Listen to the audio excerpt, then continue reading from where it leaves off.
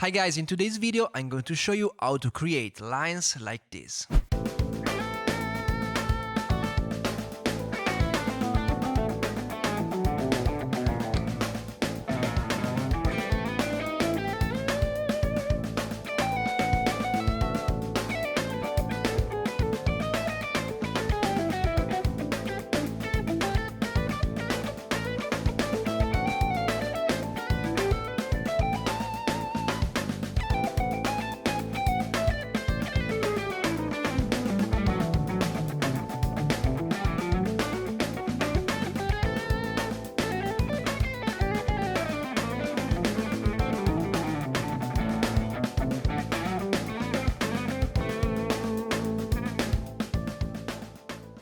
Hi guys, hope you're doing extremely well. This is Alessandro from Italy and welcome to Big Brain Guitar Channel. So, in today's video, I'm going to show you a couple of exercises that will help you improve your phrasing and create new lines in the style of Tom Quayle, but also of all those guitar players who heavily use legato technique and chromatic approach notes. So, I'm talking about Bret Garsed, Catrigovan, Alan Allsworth, Legato, and so on. Probably Tom Quayle is the first I think of when it comes to play this wave, because he's the one who inspired me the most. Now, before we start, please remember to subscribe and leave a like on this video. Okay, first, let's understand the harmonic context we are working in, and for today's video, I'd like to play in A dorian, which I found really useful to develop some chromatic ideas. Now, A dorian is the second mode of the G major scale and it's built from these intervals: the root, the second, the minor third, the fourth, the fifth, the major sixth, and the flat 7, and the notes will be A, B, C, D, E, F sharp, and G.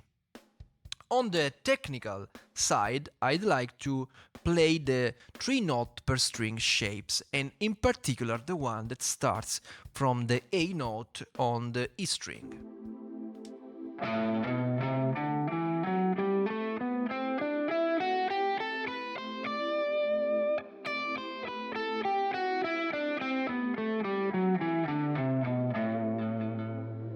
Okay, that's the sound of the A dorian scale. Now, the first exercise that I want to show you is something that I called fill the gaps. Why this name? Because the idea is literally to fill the spaces between the A dorian diatonic scale. I saw this exercise in a very old Brett Garsed video course that you can find for free.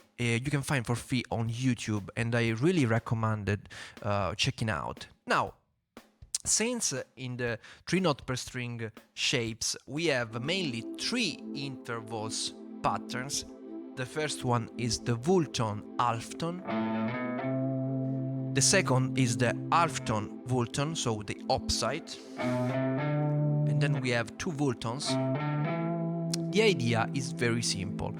Wherever we have the first 2 patterns, so half tone, full tone, or the opposite, we can add the chromatic approach note where the full tone is. So in this case, here.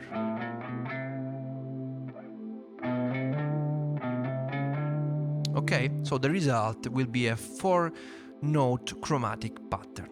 On the other hand, when we have the 2 full tone pattern, for fingering reasons, I prefer to add just 1 chromatic approach note in the second part of the pattern. Okay, now, if we apply this idea to all the strings and on the first shape of the A dorian scale, the result will be like this. Okay, so let's hear it.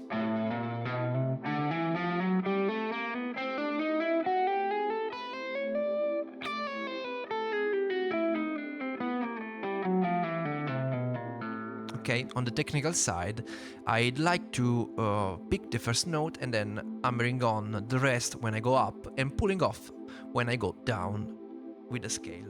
Pick, hammer on, pick, hammer on, and so on. And then the opposite, pick and pulling off.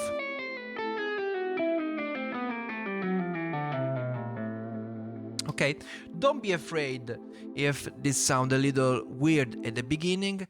It's just a trick. Okay, I used it very early on, but that I found really useful to start develop this kind of phrasing. Now, my advice is to develop this exercise first with just a metronome or a drum loop or a simple backing track, because our goal is to build and to achieve a good level of accuracy and control. Then we can start improvise and combine the first shape, the classical one, and the second shape, the fill the gap shape. Okay, now I will play for you an example of improvisation, because the main goal of this channel is of course to help you getting better with improvisation, and so you can see and hear and take inspiration from the lines that I play. So here's our shape, and here's the example. 1, 2, 3, 4. So first I play the classic one.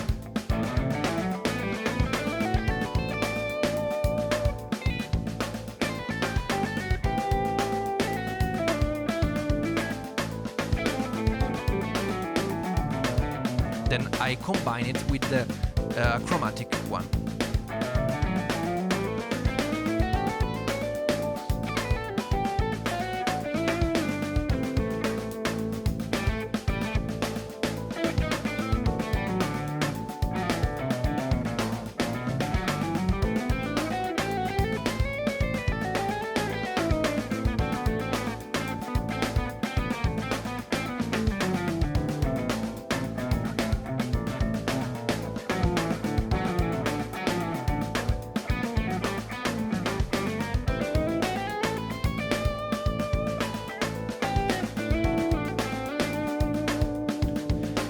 Okay, as you could hear, this was very interesting, and it takes you straight into this kind of guitar language, jazz fusion guitar language. Now, the second exercise we can say is the direct and natural extension of the first one. I saw this pattern in a very old video course, but this time by Richie Kotzen. If I don't get wrong, the course is called Rock Chops, and you can find for free on YouTube. And I really recommend checking out too. So the pattern is a very 80s style pattern, and it sounds like this. So this is my A Dorian vamp, and the lick, the pattern is, it sounds like this.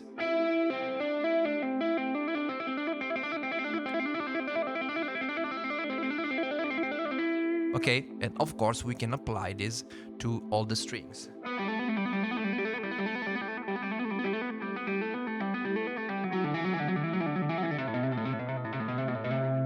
Now the idea is that we pick the third note first of the 3-note per string pattern, then we go a major or a minor third, it depends on which string we are choosing. We go a major or a minor third down, and then we play the whole scale up and down on that string. So third note, major third down, scale up and down.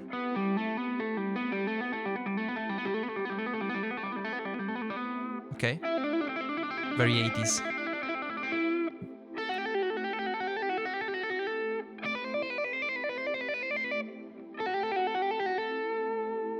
And so on.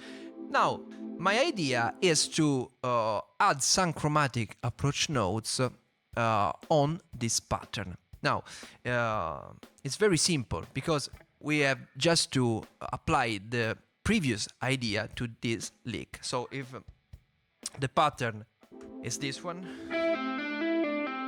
we can just add the one chromatic approach notes I showed you before.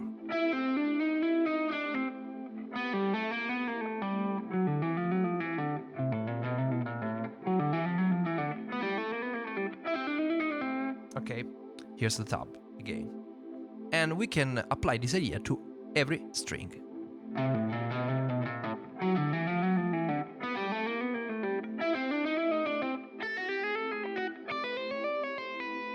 Okay?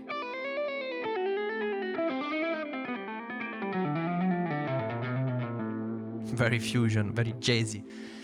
On the technical side, again, I pick the first note. Basically, every time I change the string, I pick the note, and then I hammer on and pull off the rest of the notes. So in this case, on the E string, I pick the first one, pull off, hammer on, hammer on, hammer on, pull off, pick, pull off, hammer on, hammer on, hammer on, pull off, pull off, pull off, and then so on. Same idea. Of course, I can apply this to all the 7 shapes of the 3 note per string. Now, I will play you another example of improvisation. I will combine again the 2 shapes, the classic one and the chromatic one, and then occasionally I will add this lick to make my improvisation more complex. Okay? Now, here's the example. 1, 2, 3, 4.